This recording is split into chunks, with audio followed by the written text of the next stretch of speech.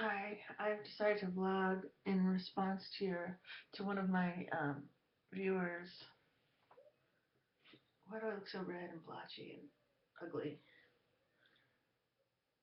I haven't done much with my hair today, but still, even still, my skin. Ugly. I did get a little sunburn recently, last week. Ugh. This is the mood I'm in though. You texted me how are things on the Isle. One of you texted how are things on the Isle of Long, and my thumbs, my fingers didn't want to tap it out. So I'll just quickly vlog here. Paul and Poppy are playing outside. Cody's napping. Nothing is happening here on the Isle of Long in my life. I had a really tough, intense, draining therapy session this morning. I have to be quiet for a second. Hello? That's weird. Okay. Therapy. Well, I had two appointments with my psychiatrist to talk about meds, and then my therapist, and I just felt really dark when we got to talking, and this death and things like that. I didn't want to get into it, but it was heavy. I was also really tired. I didn't sleep well last night. I didn't take my trazodone, my Trazi. So, and then I got back home after these appointments, and Cody is like going wild. It was just like, ugh. I never really had a chance to recoup. Like I felt tired, I felt like emotionally drained, and then just like totally overstimulated by this tornado of a human being. Um, so what am I saying? I'm saying there's no new news here in my life really. A stay-at-home mom. I take care of this kid. Um, Paul's working part-time. He'll be able to start working more hours when we don't have Cody anymore, which will be starting May 15th, but we have to decide if we're going to take him back in August when his father goes back to school. I don't want to, but it's really hard to turn down cash, under the table cash. So my therapist was like, well, you could do that kind of work with just not that kid. You know, you can find, but I don't feel like it's that easy to find. This sort of fell into my lap. Um, I'm not assertive and aggressive about advertising my services because I don't feel like my services are worth much. I don't know, my house is always messy and I don't really enjoy this kind of work. I have no special accreditation or degrees or anything. I don't have that much experience doing it. And so I don't really know how to talk about myself. I don't know how to sell myself as I I know I have good qualities as a human being, but I don't really feel like I'm cut out for this kind of work. So yeah, it's just I don't know what we're gonna do. What I want to have, Paul's really liking his New York job, so it's a fucking bad commute, as one of my viewers will find out for herself in a few months. But um, he doesn't want to make the commute more than 3 days a week, so I think that he should just work longer hours on the 3 days that he does go, and that would be. Currently, I can't handle that with Cody. I really need his help. I couldn't have a whole entire day with Cody. I just can't. But anyway, I'm thinking that he should start after May 15th. He should start doing that. And he mostly agrees with me, but he hasn't really thought it through yet. It still wouldn't be full-time hours, but it would be more than what he's doing now. He's got like 25 hours a week now, so he could bump that up. It would help. But then it would just be me and Poppy all day, which is good. I enjoy Poppy, but I feel guilty to not be making money. I do feel a little isolated. I would like to have some kind of connection to the world. We're in the Little Acorns again on Wednesdays. I could do a whole vlog about that. I have mixed feelings about it, but it's something. I'm seeing other human beings, other adult humans once a week. Plus, I have my writing group on Tuesdays. So it's not like I have nothing going on, but my psychiatrist doesn't want me to work. And I'm applying for Social Security benefits, so I'm not supposed to even be working. Not, you know.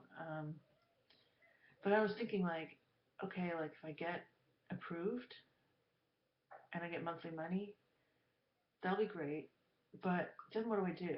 The only kind of work I can do is on, off the books. Here's the door opening again. Are you back in? No, getting something, Paul. I'm vlogging. I can't vlog when you're around. What's that? I can't vlog when you're around. Okay. It's just too mortifying. Sorry.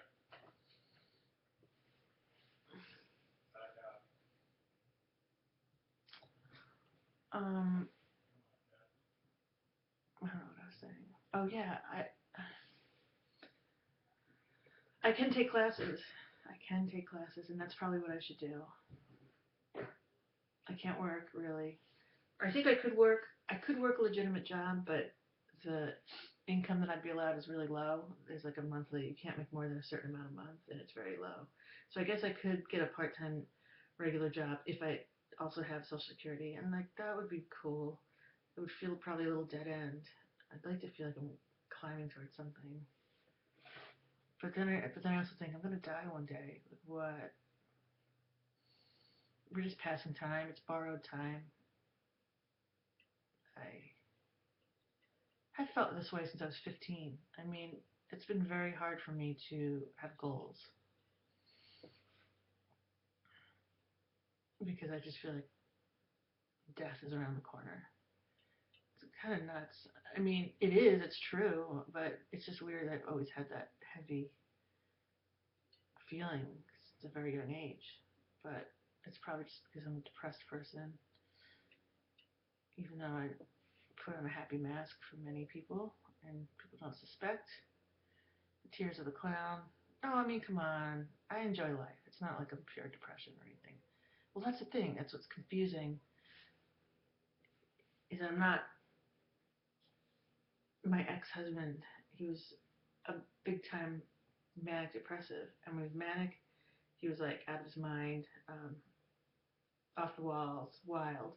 But when he was depressed, it was like not getting out of bed, just completely shut down like another person. He was like a werewolf because he would go from that for months, and then he would like emerge, like when the full moon came out, into this maniacal being. But when he was depressed, he was totally shut down. And I'm never like that. I'm always mixed. It's called agitated depression, and aka mixed state. It used to be called agitated depression, and now they call it a mixed state. That's my thing. It's confusing. I'm done talking about myself.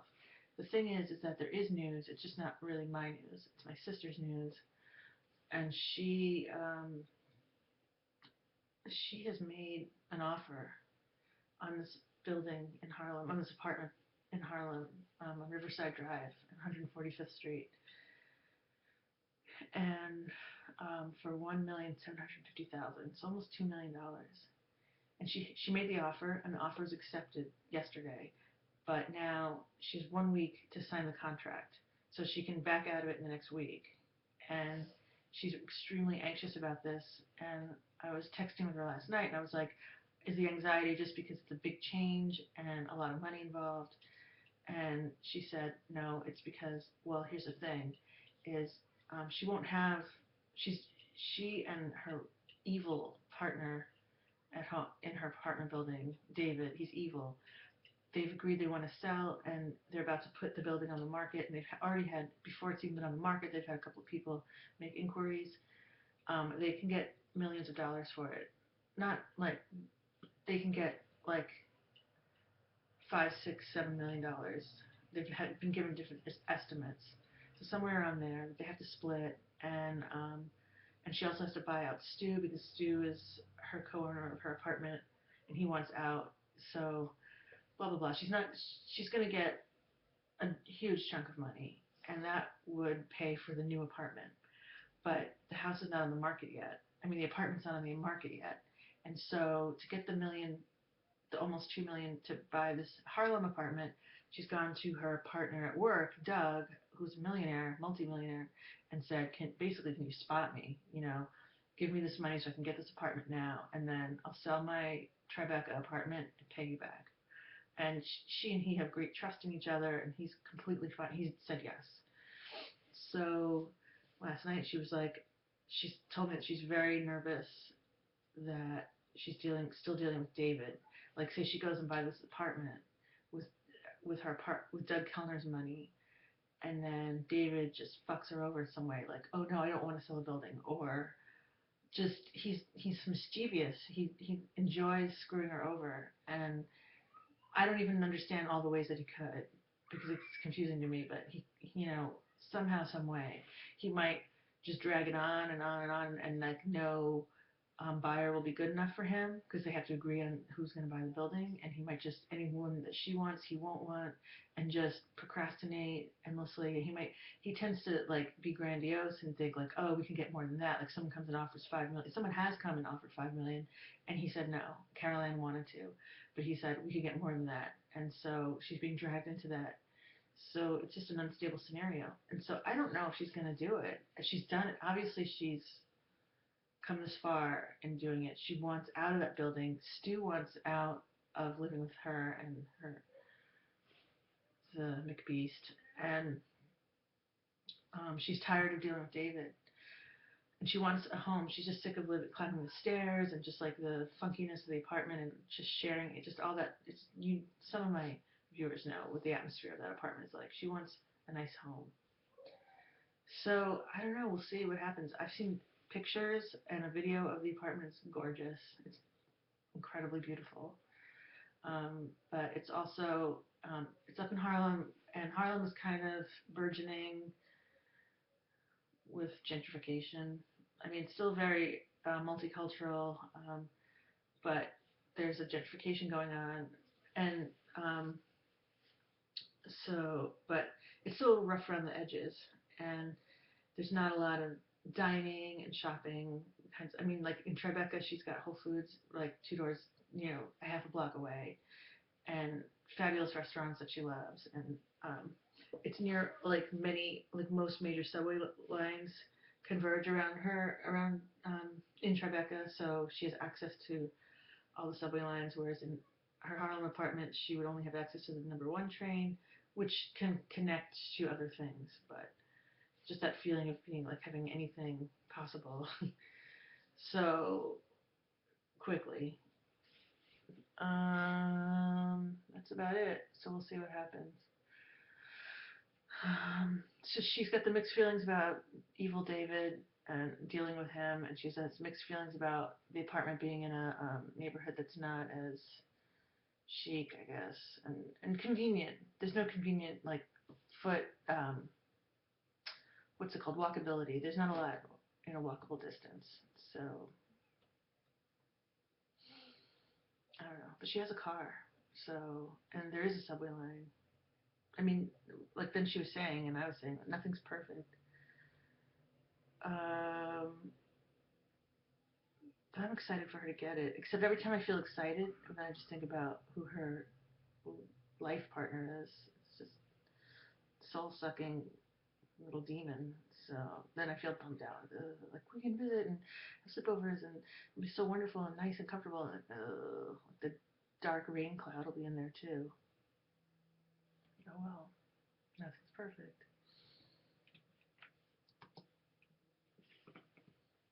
Bye bye.